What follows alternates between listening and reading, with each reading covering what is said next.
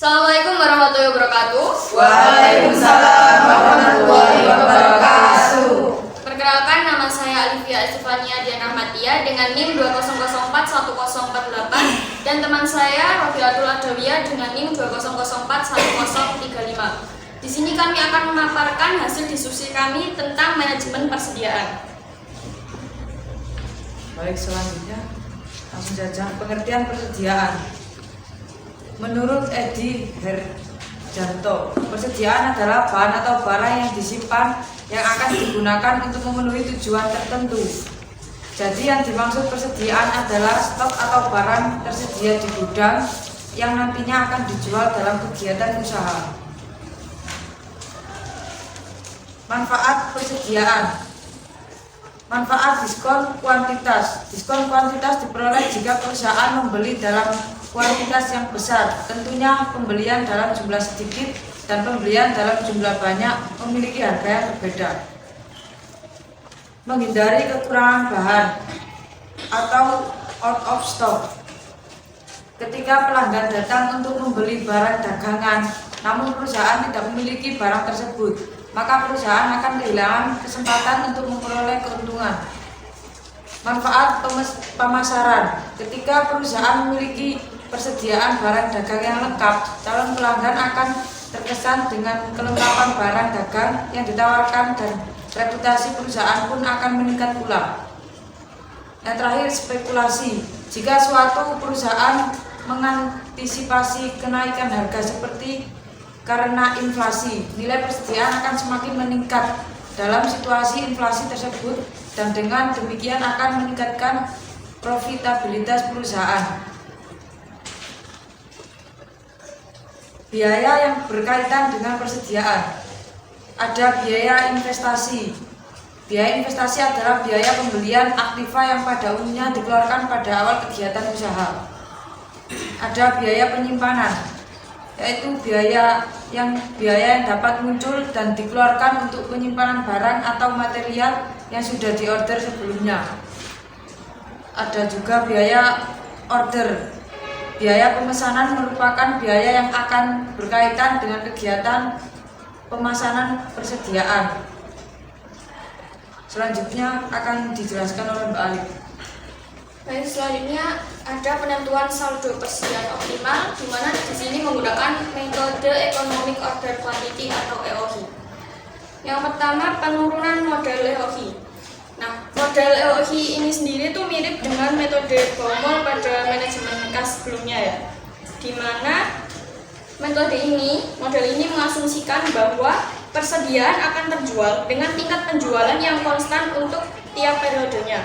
Seperti tertera pada bagan, persediaan sebesar Hi datang, kemudian dalam beberapa hari persediaan tersebut habis terjual. Kemudian datang lagi persediaan sebesar Hi dan dalam beberapa hari habis terjual lagi, begitu seterusnya, jadi konstan. Kemudian selanjutnya ada rumus total biaya. Total biaya sama dengan biaya simpan ditambah biaya pesan. TC sama dengan Hi per 2 kali C ditambah S per Hi kali O. TC adalah total biaya, kemudian Hi merupakan kuantitas persediaan yang dipesan, Hi per 2 adalah persediaan rata-rata, C merupakan biaya simpan, S adalah total kebutuhan persediaan per periode, dan O merupakan biaya pemesanan. TC minimal bisa diperoleh dari turunan pertama persamaan total biaya yang kemudian dilakukan penyederhanaan hingga memperoleh Hi optimal. Rumusnya Hi optimal sama dengan 2 kali O kali S per C pangkat setengah. Contoh, misalkan total penjualan selama 1 tahun adalah 100.000 unit. Biaya simpannya adalah 20 per unit dan biaya pesannya adalah 10.000 per pesan. Dengan informasi ini, berapakah Hi optimalnya? Hi optimal sama dengan 2 kali O kali S dibagi C pangkat setengah. Tinggal dimasukkan, jadi 2 dikali 10.000 dikali 100.000 dibagi 20 pangkat setengah, ketemu 10.000 unit. Artinya, perusahaan akan memesan sejumlah 10.000 unit setiap kali pesan. Lalu total biaya persediaannya adalah biaya simpan ditambah biaya pesan tinggal dimasukkan YTC sama dengan Hi per 2 kali C ditambah S per Hi kali O, yakni 10.000 dibagi 2 kali 20 ditambah 100.000 dibagi 10.000 kali 10.000. Hasilnya ketemu 200.000. Nah, dari perhitungan tersebut tuh dapat diketahui bahwa total biaya simpannya adalah 100.000, sedangkan total biaya pesannya juga 100.000. Lalu perusahaan melakukan pemesanan persediaan sebanyak 10 kali dalam 1 tahun. Artinya dalam 1 tahun itu ada 10 siklus persediaan. Persediaan berputar selama 10 kali dalam 1 tahun. Lalu persediaan rata-ratanya Hi per 2 adalah 5.000 unit. Kemudian periode perputaran persediaannya adalah 36 hari dari 360 hari dibagi siklus persediaannya 10. Ketemu 36 hari. Kemudian tingkat konsumsi persediaannya adalah sebesar 278 unit per hari dari 10.000 dibagi 36. Lalu next, menentukan titik pemesanan kembali. Biasanya ketika kita melakukan pemesanan persediaan itu ada waktu yang dibutuhkan dari pesanan dikirimkan hingga pesanan datang, atau bisa kita sebut lead time. Seperti tertera pada bagan itu ya. Satu periode perputaran persediaan kan 36 hari. Misal dibutuhkan waktu selama 5 hari dari pesanan dikirimkan sampai pesanan datang, lead time 5 hari. Jika kita melakukan pemesanan pada hari ke-36, tanggal 36, saat persediaan di perusahaan 0, maka 5 hari ke depannya, lead time 5 hari pemesanan tersebut, perusahaan tidak dapat berproduksi karena tidak memiliki persediaan di gudangnya. Maka kita harus menentukan titik pemesanan kembali. Caranya adalah dengan rumusnya tingkat konsumsi persediaan dikali lead time. Dalam contoh ini maka 278 dikali 5 hari ketemu 1.390. Artinya perusahaan akan melakukan pemesanan kembali ketika persediaan sudah mencapai angka 1.390 unit. Nah, pada contoh ini tepat pada tanggal ke-31, 5 hari sebelum perusahaan mengalami out of stock, persediaannya 0 sebelum itu. Nah, akan tetapi dalam sebuah bisnis itu pasti ada faktor ketidakpastian. Nah, untuk mengantisipasi faktor ketidakpastian tersebut, kita dapat menerapkan yang namanya persediaan besi. Next, ada konsep persediaan besi atau safety stock. Misalkan perusahaan menentukan bahwa persediaan besinya adalah sebesar 2.000 unit, maka persediaan awalnya hanya yang pertama 10.000 menjadi 12.000, dari 10.000 ditambah persediaan besi 2.000 jadi 12.000. Kemudian persediaan rata-ratanya juga berubah menjadi 6.000, 12.000 dibagi 2. Lalu titik pemesanan kembalinya juga berubah menjadi 3.390, dari 1.390 yang titik pemesanan awal ditambah persediaan besi 2.000. Nah, persediaan besi ini ditujukan untuk mengantisipasi perubahan-perubahan yang tidak diperhitungkan sebelumnya. Seperti contohnya adalah perubahan lead time dan perubahan tingkat penjualan. Yang pertama, perubahan lead time. Misalkan karena suatu hal lead time-nya itu berubah, yang aslinya 5 hari menjadi 7 hari. Maka pesanan yang aslinya kita pesan tanggal 31 sampai 36, karena perubahan lead time ini maka sampainya kan pada tanggal 38. Berarti 2 hari tersebut 3637 perusahaan kan out of stock, nggak bisa melayani pelanggan karena persediaan habis. Jika perusahaan memiliki persediaan besi, maka kekurangan tersebut tuh bisa diambilkan dari persediaan besinya. Jadi perusahaan masih dapat berproduksi kembali. Kemudian untuk yang contoh perubahan tingkat penjualan, misalkan setelah melakukan pemesanan kembali, tingkat penjualannya tiba-tiba melonjak menjadi 500, banyak orderan masuk. Nah, jika lead time-nya tidak berubah tetap 5 hari, maka persediaannya kan akan habis pada hari ke-2,78 dari 1.390 dibagi 500. Padahal pesanannya itu masih akan datang 5 hari kemudian. Dengan demikian kan maka 2,22 hari sisanya perusahaan mengalami out of stock. Jika perusahaan menerapkan persediaan besi, maka kekurangan tersebut juga dapat diambilkan dari persediaan besinya. Next ada sistem pengendalian persediaan. Yang pertama ada metode ABC. Metode ini menggolongkan persediaan berdasarkan nilai dan kuantitas. Jadi di sini akan dibagi menjadi 3 kelas, yakni kelas A, B, dan C. Di mana kelas A merupakan kelas yang nilai jualnya, nilai uangnya itu paling tertinggi, kemudian disusul dengan kelas B, dan yang terakhir yang paling rendah itu kelas C. Seperti pada contoh di bagian itu, kelas A itu kuantitasnya adalah sebesar 10%, kemudian nilai kumulatifnya 50%. Sedangkan untuk kelas B kuantitasnya 30% dan nilai kumulatifnya 30%. Lalu kelas C kuantitasnya sebesar 60% dan nilai kumulatifnya adalah 20%. Di situ kan sudah terlihat ya bahwa yang kelas A itu nilai uangnya itu paling tinggi, 50%. Maka manajemen itu dapat memfokuskan pengendalian persediaannya itu pada yang kelas A terlebih dahulu. Misal dilakukan pengawasan selama seminggu sekali atau sebulan sekali, baru kemudian disusul yang kelas B seperti pengawasannya lebih rendah, seperti 3 bulan sekali atau mungkin 5 bulan sekali. Terus kemudian baru yang item C yang tidak membutuhkan waktu pengawasan yang terlalu mepet, maka bisa diawasi 1 tahun sekali atau berapa bulan sekali. Baik, selanjutnya ada just in time.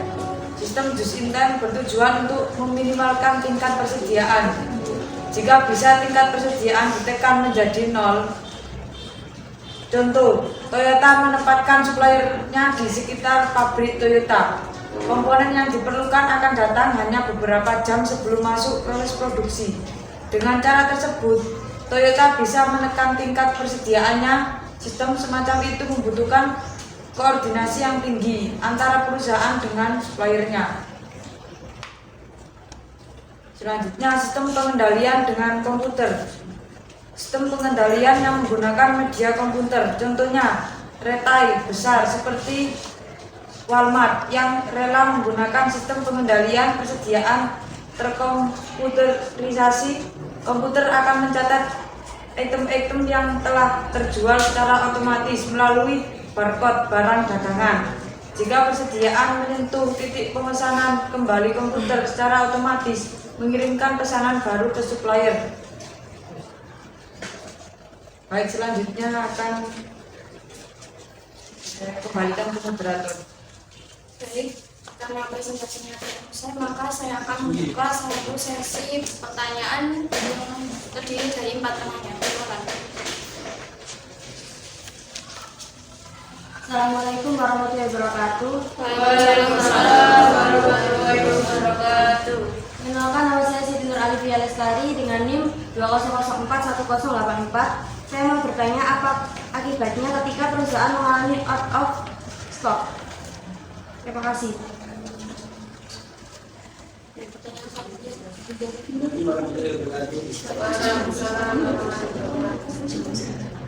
Faktor apa yang menjadi penentu besar persediaan?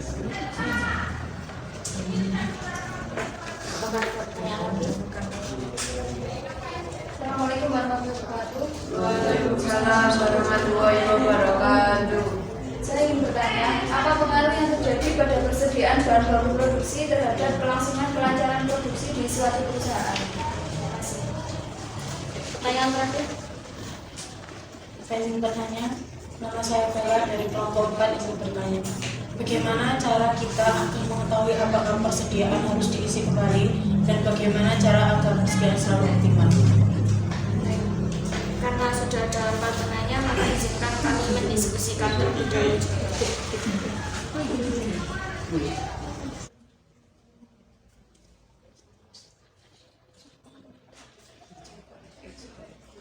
Baik, saya akan menjawab pertanyaan dari Mbak Lydia. Apa akibatnya jika perusahaan mengalami out of stock? Yang pertama, produksinya akan terganggu, jadi jadwal produksinya akan kacau. Karena tidak adanya persediaan menyebabkan perusahaan tidak dapat berproduksi seperti biasanya. Kemudian yang kedua, kita akan kehilangan penjualan.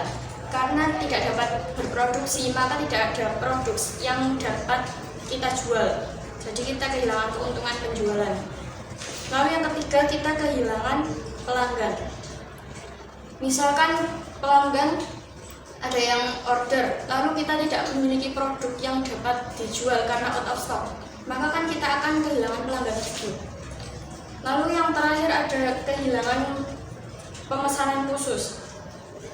Misal kalau biasanya kita memiliki langganan gitu, langganan itu si A biasanya pesan 100.000 unit, lalu tiba-tiba si A ini pesan 600 unit gitu, 600.000 unit pesanan khusus. Nah, karena kalau kita tidak memiliki persediaannya out of stock, maka kita kan tidak dapat menerima pemesanan khusus tersebut. Seperti itu.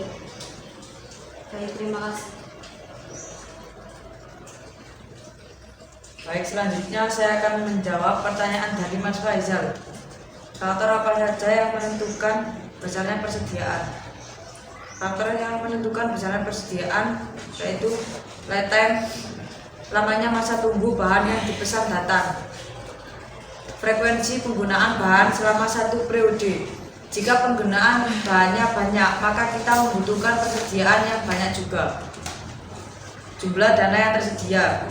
Terus ada daya tahan bahan persediaan.